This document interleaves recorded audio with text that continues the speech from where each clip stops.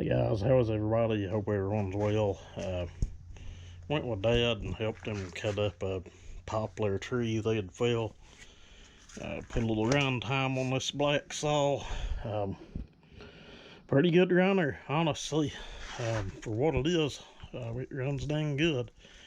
Only thing I done with this 380 was put a big old stump on the ground. Got two good cuts with it, but I'll try to throw you guys a little video together. We're still working on JK's 1010, trying to figure it out.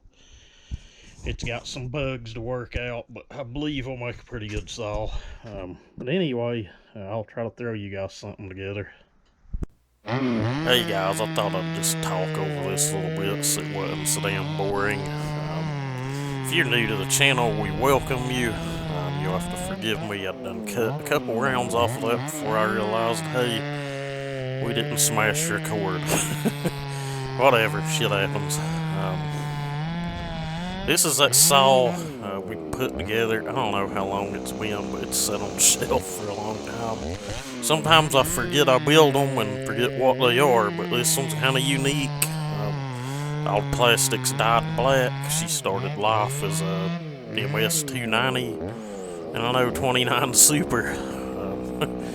The body or carcass was donated by Justin Weaver. We used the, I guess you could call the chassis or the crankcase, which houses your oil and fuel tank. Then I had an old 029 Super here that the chassis was busted up on. So I took two carcasses and made one, I guess. But you guys can thank him for donating that. I think I used a crank and flywheel from that as well, maybe the coil, but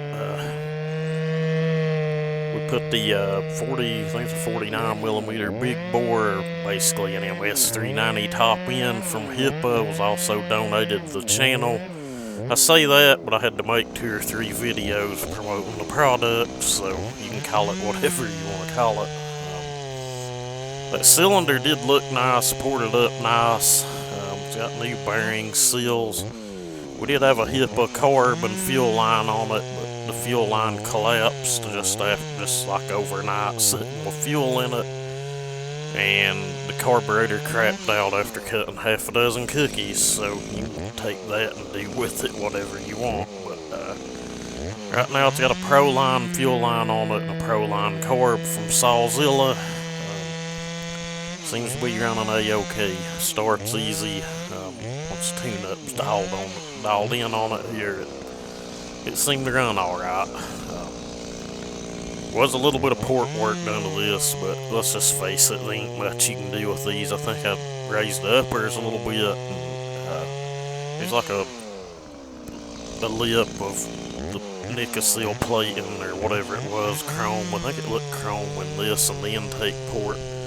I think we blended all that in, and it was about it. I might have widened and polished the exhaust port, but it's been so long I don't really remember.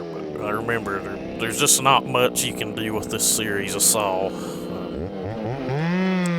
It's running a 20 on it. That's actually a Pico chain. It was originally a square ground chain I bought off someone on eBay, the guy that sells all the Pilts hot rod kits or whatever they are, but I'd say it was ground on a Symington or Sylvie grinder or something. But it's been around, filed back, and I honestly can't tell a whole hell of a lot of difference in the way it cuts.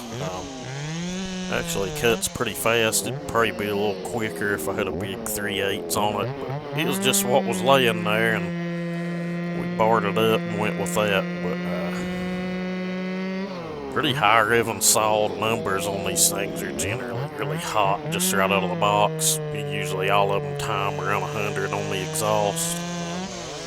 Not real good for making super high compression on a clamshell, but sometimes, you know, if you get your chain and stuff set up right, the RPMs of the saw, and your actual stroke and rod ratio and stuff can make up for a little bit of that. But anyway, that's enough about that saw. We run this ms380. The initial video of this, we'll put it together. I don't know, it's still one of my highest paid videos, but I kind of just spoke my piece about the cylinder that came in the kit. The ports in it were like all out of line and messed up. And it doesn't still have that cylinder. And I've had 2 cylinders on it since then. This one here was a $20 cylinder from EPR on eBay. I figured it'd be a Farmertec when it got here, but it wasn't.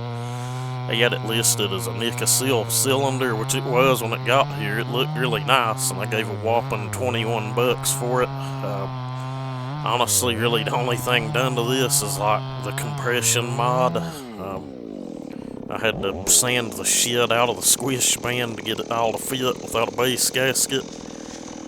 Squish on it was still pretty damn tight. It makes around 185, 190 psi or so. And I don't really think I've done much of nothing else to it. I was kind of in a hurry to get it back together. It's like, well, if I don't like how it runs, I'll go back into it. I think I just done like a little bit of cleanup and blend work, and that was it. Didn't change the timing anywhere. I don't even know if I even put a degree wheel on it, but it seems to run really good. It's really torquey. It ain't the fastest thing in the world, but that is a 24 full comp. I am dogging in on it and pulling really hard. If you've ever cut stumps, they ain't just gonna grab and pull themselves through. It seems to do a-okay, but I think we're about to come to the end of this. Thank you guys for watching, and y'all have a great weekend.